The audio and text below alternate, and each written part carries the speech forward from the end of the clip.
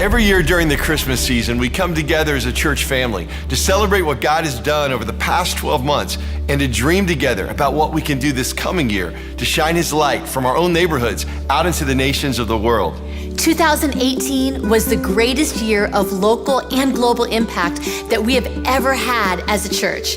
Together, we reached out into our communities by feeding the homeless, caring for the elderly, and partnering with our cities to care for those in need.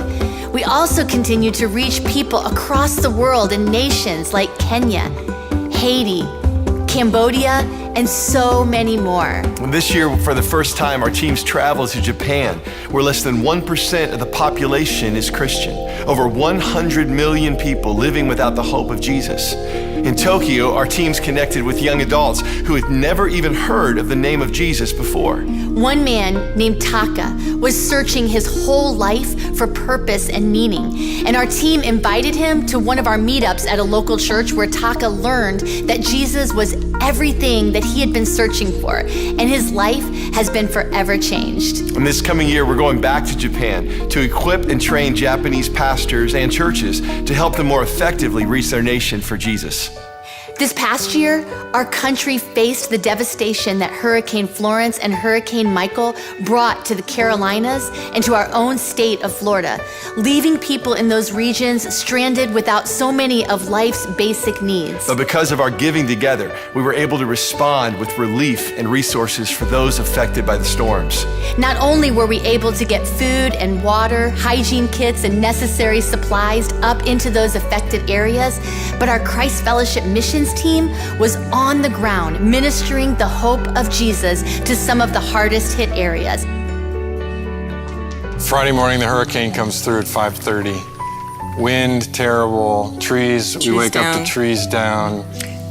I really felt like we were thrown in the lion's den, like Daniel was. And we woke up Sunday morning to see just how devastated everyone around us was. It was pretty significant.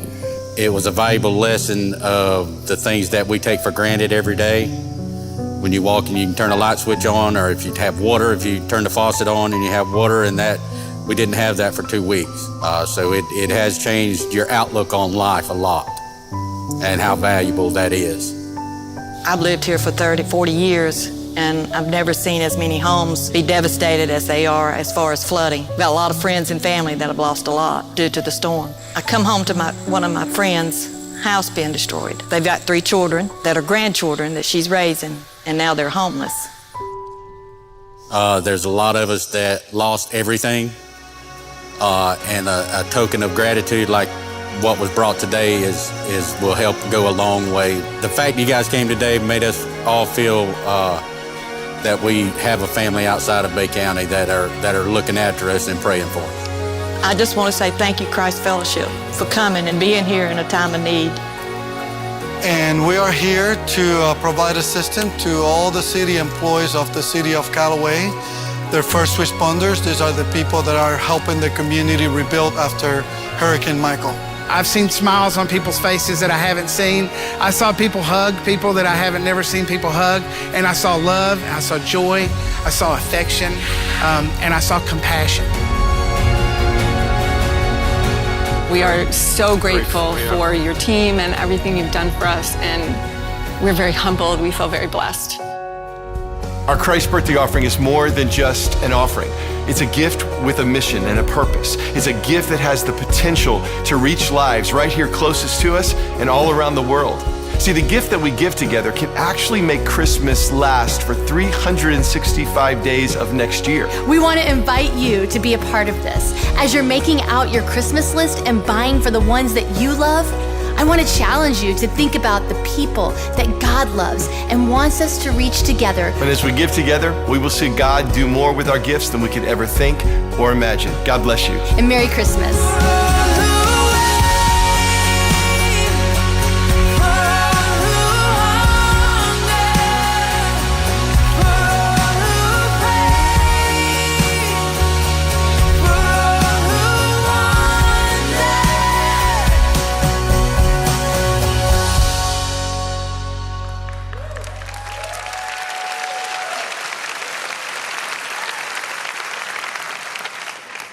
Happy Thanksgiving. Wow. How many of you ate too much yesterday? All right, yeah. I'd like to speak on gluttony and temperance. I was going to, but then I realized how much I ate. Thought I'd skip that message. I'm so excited to be with all of you on all the campuses, and I just want to speak right in a moment for you and say that the Christmas offering, the Christmas gift for Jesus is coming. And it's really a highlight in my life. It's a highlight in the Maxwell house because for many, many years, way before I ever moved here, we always practiced giving our first gift at Christmas to Christ. I mean, think about it just for a moment. Whose birthday is it? Talk to me. It's Jesus' birthday. And I can look at people all the time at Christmas and they just kind of forget that. And it's kind of like, if it's his birthday, let's ask what we can do, what we can give. And it's just a delight. I'm delighted to be with each one of you. And I'm going to talk to you about 4 perspectives about possessions today. And what I want you to understand as I begin to teach this lesson is that this is a life-changing lesson. Not a life-changing lesson because I'm teaching it, it's a life-changing lesson because the principles I'm going to teach really have the power to just take you to a higher level of living. So look at your neighbor and say, this is a life-changing lesson.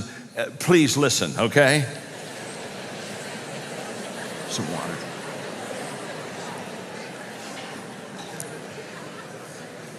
In fact, look at that person and say, why do you think I brought you here tonight? I mean, hello, okay.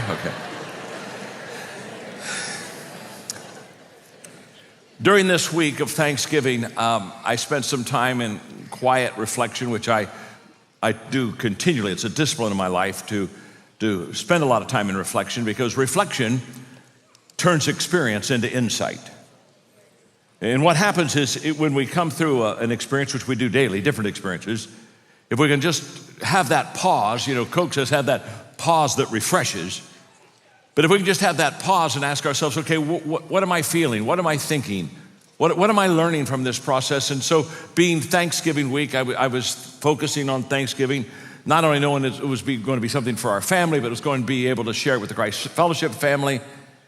And all of a sudden it hit me as I just went inside myself. And let me just ask you as I share this, if this connects with you. That what I've discovered about me is that when I lack gratitude, it is almost always because I'm focusing too much on myself. Does that relate to you? That when I am not happy and when I have some discontent within my life, it's almost always because it's all about me. And the only way that I can change that and develop an attitude of gratitude is to begin to understand that I've got to take the focus off of me, of which it brought me to the lesson that I want to teach on the 4 perspectives about possessions. So I'm going to give you some perspective principles, okay? These are just little nuggets of truth that you have. Take it with you, think about it, reflect on it, and it'll begin to upgrade your life, I promise you. For example, number 1, how we view things determines how we do things. I've watched this principle work out time and time again. That again, how I view things determines how I do things. If I view things of wanting to do it with excellence, I work with excellence. If I kind of view things as it doesn't really matter, my actions they really don't matter. Perspective number 2. What you see is who you will be. In other words, what we see in life determines how we respond to life. And it's probable and highly possible that each person, a bunch of people can be in the same room and be surrounded by the same scenery and see different things and come away with different responses. Is that not true? Again, you can see the power of perspective. Number 3, that when we change the way we look at things, the things that we look at change. That's a powerful principle. I would encourage you to take that one home and unpack it mentally and emotionally in your life. And then one more, and that is that what I believe about life determines how I perceive life, okay? What I believe, my beliefs determine my perception, and that determines what I receive from life. So we don't all receive the same thing. We all walk a life's journey, but we don't all receive the same thing. But we don't all receive the same thing because we don't perceive things the same. And what I would really like to do is, in my few moments with you today, I would really like to talk to you about 4 perspectives that I've observed in life and from people about possessions. And this lesson is not about money, it's about perspectives and perceptions. And as we go through this very simple story, just kind of ask yourself, where do I live and how do I respond to it? Okay, it's the story of the Good Samaritan. We know the story very, very well. It evolves out of one of the legalists in religious people in Jesus' day, who came up and he asked him a tricky question on who is my neighbor, okay? And so here we get into Luke chapter 10, we get into the response. In reply, Jesus said, a man was going down from Jerusalem to Jericho, and when he was attacked by robbers, they stripped him of his clothes, beat him, and went away, leaving him half dead. A priest happened to be going down the same road, and when he saw the man, he passed by on the other side. So too a Levite, when he came to the place and saw him, passed by on the other side. But a Samaritan, as he traveled, came where the man was, and when he saw him, he took pity on him. He went to him and bandaged his wounds, pouring on oil and wine. Then he put the man on his own donkey, brought him to an inn, and took care of him. The next day he took out 2 denarii and gave them to the innkeeper. Look after him, he said, and when I return, I will reimburse you for any extra expenses that you may have. Which of these 3 do you think was a neighbor to the man who fell into the hands of robbers? And the expert in the law replied, the one who had mercy on him. And Jesus said, go and do likewise. I held in my hands today the same little beautiful pictorial journey of Christ Fellowship and what happens when we give at the Christmas offering, when we just basically say, I want to make a difference. And when I saw all the different ministries and all the different people and all the different countries and all the different places, I thought to myself, one of the greatest principles I've ever learned is this: do for one what you wish you could do for many. It's a powerful principle. We can't meet every need. It's an impossibility. And one of the beautiful things that the Christ offering gives us an opportunity is to bring this offering to our church, our storehouse, and give it to in one place that can then distribute it in such an incredible way to so very, very many people. But for us to really get the grasp of Christmas and really understand Thanksgiving and gratitude, this incredible season that we live in, I want to look at the 4 perspectives about possessions. Number 1, what is yours is mine, and I'm going to take it. Now, those are the robbers, okay? You caught that one, didn't you? If you didn't catch that one, we have other issues to talk about later, okay? And immediately, there's lightness and laughter. And you know why there's lightness and laughter? Because we say, oh, thank God. Whew, I don't have that perspective.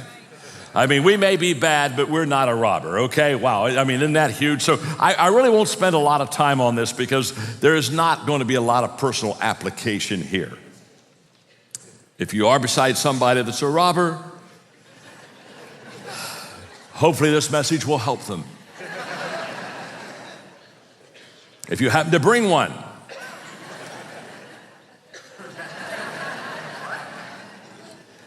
but it does remind me of property law from a toddler's perspective when, this whole thing of, what's yours is mine, I'm going to take it. Because here's how a toddler feels and thinks. If I like it, it's mine.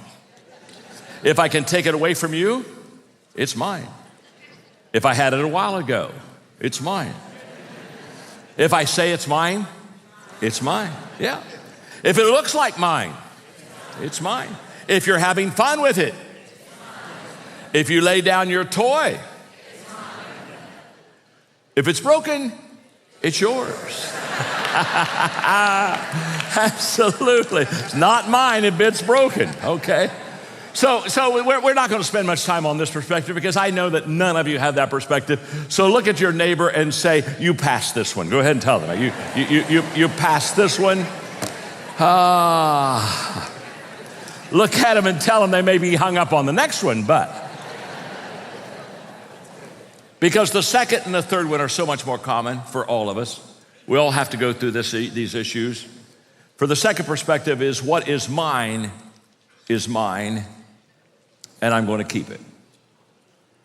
And that's shown in the priest and the Levite, who when they saw the person that had been robbed, they passed on the other side of the road, and they passed quickly, and they didn't help. And obviously this, what is mine, I'm going to keep it, is a very selfish perspective about possessions. I had a friend of mine, he told me this story, and I thought it was just so applicable to all of our lives. He took his son to McDonald's, and his son wanted some fries, so he got him some large fries, and they sat down at the McDonald's table. And so his son, he's got his ketchup, he's got his fries, and he's just kind of enjoying it. And his dad looked over and he saw the fries, and says, "Man, those aren't good." And so he just reached over to take a fry, and he got his hand right on the fry, and his son grabbed his hand and pushed it back and said, "No, Dad, no, Dad, those are my fries." And he said, "John, I pulled my hand back, and then," he said, "it just got me thinking, wow. My son doesn't know where those fries come from. He just thought they magically appeared at the table. And he doesn't understand." And then, now you can see, he gave me this thought process. I looked at him, I said, "I can tell you're getting more ticked by the moment." I mean, you can tell the little anger starting to rise. So, he doesn't understand where those fries come from. Then he said, the second thing I thought is, he doesn't understand that I can take those fries from him. I'm the father. I bought those fries. I'm the source. Or he said, I don't have to take them from him. I could bury him in fries. And he said, I thought about going over and just ordering 100 fries. And burying. I can take him. I can bury. He doesn't understand. He doesn't understand who I am. And then he said, the third thing my son doesn't understand is that I don't need his fries. I have the ability to go right back over to that counter and order fries for myself. He said, that's not the issue, John. I don't need his fries. I just would like to share them with him. And when he told me that McDonald's French fry story, here I go. I can get a sermon out of anything. Okay. I began to think, and I thought, don't you think God kind of looks down at us and he kind of gives us a blessing? And so we got our blessing over there, and we're just kind of huddled in that little blessing, and we're enjoying that little blessing. And God comes and kind of says, I think I want to share in that blessing. What do you mean? This is my blessing. What's mine is mine. And I'm going to keep it. You see, the problem with selfishness is that you end up cheating yourself. I'm here to change your life tonight by helping you with perspectives about possessions that I promise you, if you'll let the Spirit of God just embed them in your mind and your heart, this is life-changing stuff today. And I'm here to tell you, it's very simple, that when I'm hoarding and holding and grasping and pulling away, a selfish person, they end up always cheating themselves. Proverbs 11:24, a generous person will prosper. Whoever refreshes others will be refreshed. I love that verse. Whoever refreshes others will be refreshed. In other words, the moment that you refresh others and give and share and ask God about what's your part in the birthday gift for Jesus, when you begin to get into that whole process, all of a sudden you begin to refresh yourself. You see, the problem in our society, as we hear it all the time, is not the haves and the have-nots. It's the give-nots. That's the problem. If each one of us, according to what we have been blessed with, would understand generosity and understand that God will only give to you what he knows will flow through you. That we are to be a river, not a reservoir. And the moment that we begin to understand and have this perspective, we'll look at the priest, we'll look at the Levite and say, oh my, no. This is not where it's going to come from. Now this is huge. I just happen to believe, Christ Fellowship people, I believe the majority of you don't have that perspective either. I think I started to say better than that. Maybe a little higher than that. So that, what's mine is mine, I'm going to keep. That's not you. It may be the person on your left.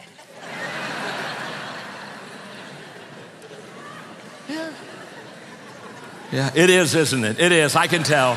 It is. You gave it away. As soon as I said that, you went, yeah.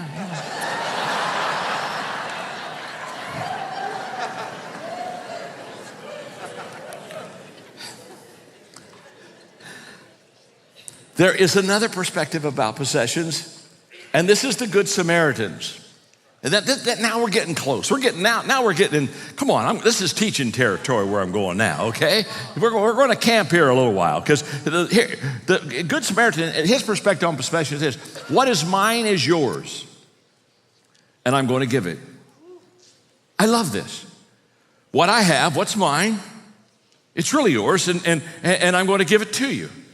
And if you'll notice in the Good Samaritan story, there was a lot of similarities between the priest, the Levite, and the Good Samaritan. They all saw the problem. It was not like two of them didn't see the problem. They all saw it. They all had an opportunity to help. I mean, the help is right here. It's right here on the road, friend. And they all had a reason not to help.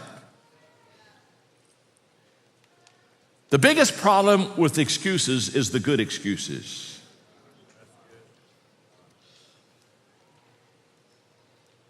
You see, the priest and the Levite, they had what I call an inside perspective. I hope I can teach this well. They had an inside perspective.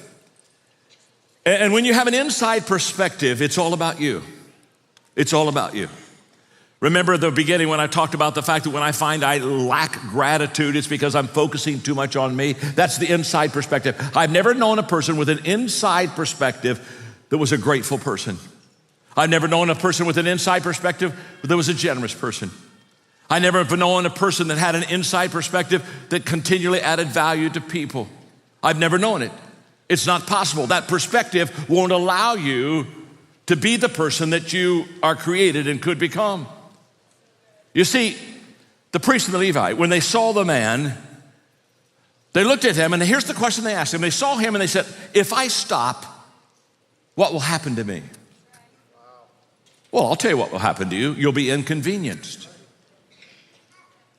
You see, they had a selfish inside perspective. And inside people always ask the question, what will happen to me? Because it's all about me. And so they said, well, you know, if I stop to help, I'm going to have to go over there. And I'm going to miss my appointments. And if I help it, my gosh, it's obvious that it's going to take some energy, it's going to take some effort, it's going to take some time, take him over there to the inn, it's going to cost some money. So everything they saw was a red light. No, I can't do that. I can't do that. Why? Because they have an inside perspective, where the Samaritan had an outside perspective. You want to have an outside look about you. The Samaritan, he saw the man, and here's what he asked 3 questions. If I don't stop, what will happen to him? Well, I can tell what will happen to him. Reality tells me he'll die. He has no hope. He's beaten up. He'll eventually starve, die of injuries. So the outside perspective, they ask the question, well, if I don't stop, if I don't give, what will happen to him? Well, reality says he's going to be in worse shape and probably die. But the outside perspective, Good Samaritan also says, ask another question. I love this. If I don't stop, what will happen to me? And this is the one we miss. If I don't stop, what will happen to me? I'll tell you what will happen to you. Over time, you will get a cold, indifferent heart. You will have calluses on your soul.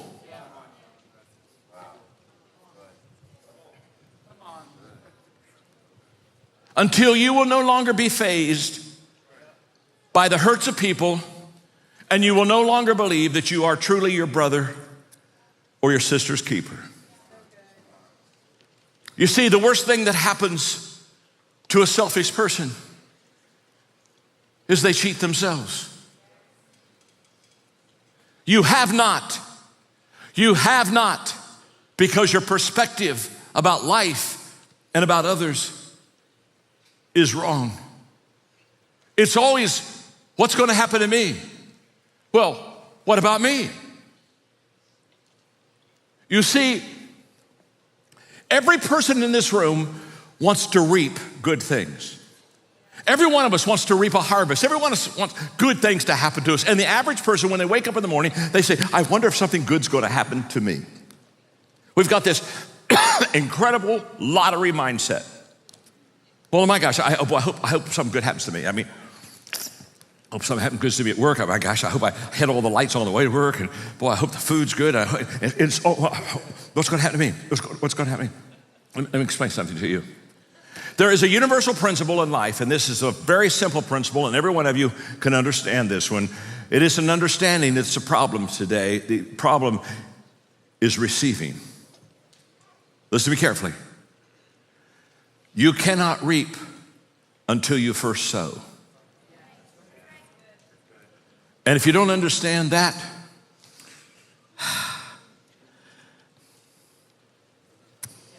you're not at the top of your class.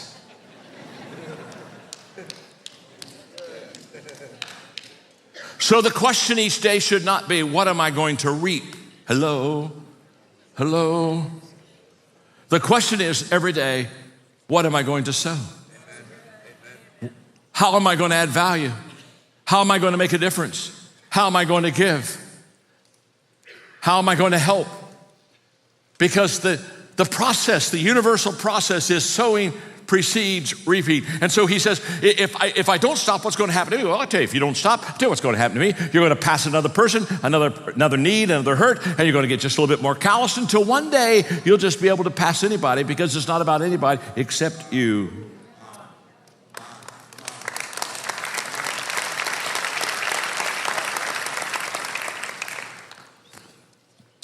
There's another question that we ask. If I don't stop, what will happen to him? Well, he'll probably die. If I don't stop, what will happen to me? Well, I'll have an indifferent heart. But if I do stop, what will happen to me? And what will happen to him is that he will become a person of significance. You see, there's a difference between success and significance. I have that in a book called Intentional Living. In fact, the whole book is about the difference between being successful. Success is about me. Money I make, how I take care of my family. Nothing wrong with success, folks. But it's all about me. Significance is all about others. I've known a lot of unhappy, successful people. Are you with me? Oh, I mean a whole bunch of them. I mean, they're just a dime a dozen. The biggest joke in the world is that if you have money, it makes you happy. I've known a lot of unhappy, successful person. I have never met one unhappy, significant person. I've never met a person that had problems with happiness if their life was specifically focused on adding value and helping people. Albert Einstein said it right. He said, a person first starts to live when he or she can live out of himself or herself. And the question is very simple. Do you live on the inside of yourself or do you live on the outside of yourself? So we've looked at three perspectives. I'm going to look at the fourth in a moment. What's yours is mine, and I'm going to take it. That's not us, thank God. That's not us. Wow. Point one, we passed. Point two, what's mine is mine, and I'm going to keep it. Know a lot of people, that's the way they live. Well, it's mine. It's mine. It's mine. And then there's this Good Samaritan that says, well, what's mine is yours, and I'm going to give it. Now, the story is over, but my name is John, and I'm your friend. And I'm going to give you the rest of the story. Because there's a higher level of living even beyond the Good Samaritan. And it's the fourth perspective, and this one's huge. What is mine is not mine. And I'm going to manage it. What's mine is not mine. And I'm going to manage it. I'm going to steward it. I'm going to properly take care of it. Wow, Thanksgiving has been so good. And we had a lot of Margaret's family over at her house, and that was just terrific. In fact, they're all over here on my left, and it's so nice to see them. They're so good looking, and it was so great to have them with me. In fact, I saw them, and all of a sudden I realized I got to take them to dinner tonight. And to be honest with you, I don't have any money, and I just need somebody to bring me $100. If you could just bring me $100, My birthday money. Thank you. Thank you very much, gosh. Thank you.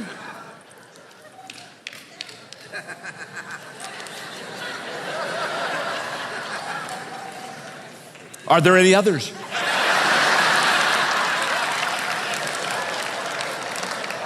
Now I want to go ahead and preach, but I know what you're all thinking. You're all thinking, wait a minute. John just asked for $100, and some guy comes up and gives him $100, and you're thinking, well, first of all, who's that guy? And then you're thinking, why did he do that? And some of you are starting to feel guilty and say, well, why didn't I do that? Let me let you in on something. Before the service,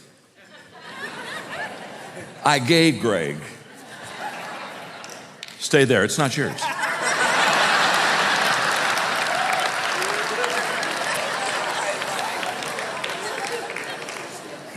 Attitude number 2. See, before the service, I gave Greg $100. So when I said, would somebody bring me $100? Greg pops right up. Do you know why Greg got up so quickly, so easily, even without thinking, and said, here's the $100? Can I tell you why? It's very simple. Greg knows something. It's not his $100. It's mine. He didn't give me anything. He just brought back what I gave him. That's why the Bible says, bring the tithes. It doesn't say give them. They're not yours to give. It's not yours. It's not your money. It's not my money. You see, Greg had no problem bringing it to me because it wasn't his. And when people have problem giving God possessions, can I tell you what the problem is? The problem isn't money. You don't have a money problem. You got a head problem. You got a perspective problem. You got a thinking problem. You got an attitude problem. You see, outside of sharing my faith, if I could sit down at a table and I could do anything for anybody to help them become successful and significant in life, I would try to change the way they think. Because as you think in your heart, so you become.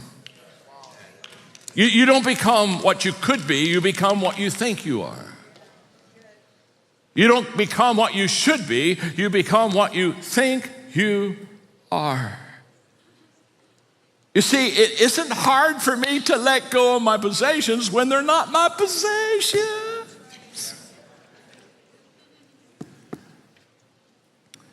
James 1:17, every good and perfect gift is from above and comes down from the Father of light.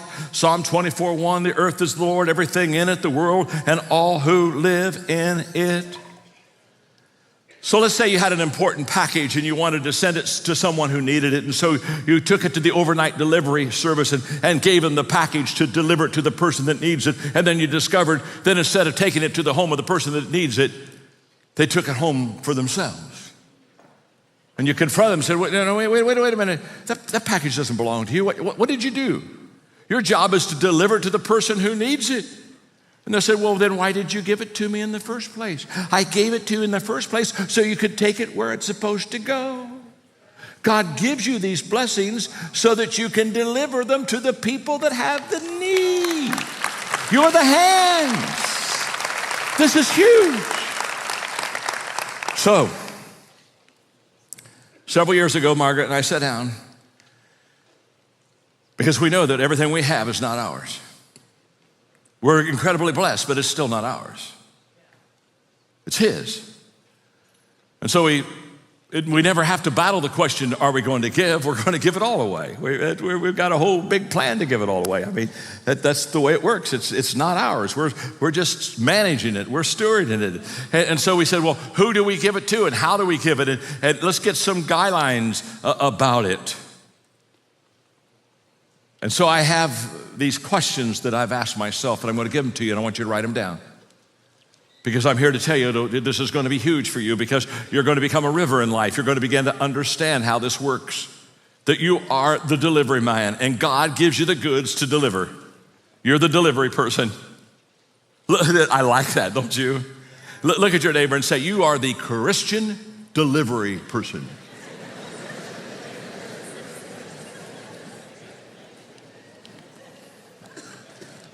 Okay, here we go. Number one, the leadership question. And when I ask the leadership question, I just simply ask, does the leader have competence and character? In other words, if I'm going to give some money, if I'm going to give some time, if I'm going to serve, if I'm going to give my talent, whatever it is, I want to make sure that I give it to a person that's a good leader. Do they have competence and do they have character? In the 21 irrefutable laws of leadership, it's called the law of buy-in. People buy into the leader and then they buy into the vision. So I always ask myself about the leadership. Let me just say this. One of the beautiful things, please hear me. One of the beautiful things about this church is I have known and watched the leadership of this congregation for quite some time now. And I just want you to know, I don't know any church, I don't know any congregation that has more godly, more kind, more precious, more good stewards, leaders than Christ Fellowship has. That's a fact. That's a fact.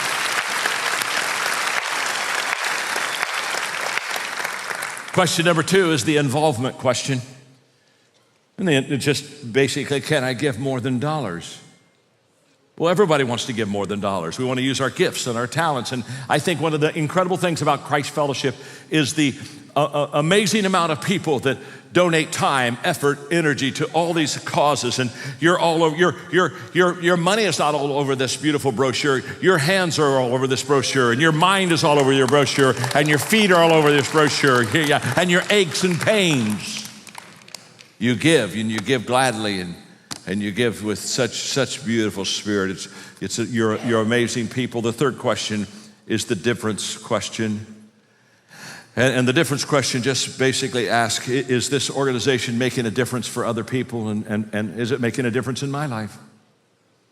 If it's making a difference in my life, then it has high odds of making a difference in the lives of others. If it touches me, it'll touch others. I'm always amazed that the business community, and I live with them, I'm with them continually, that's my world anymore.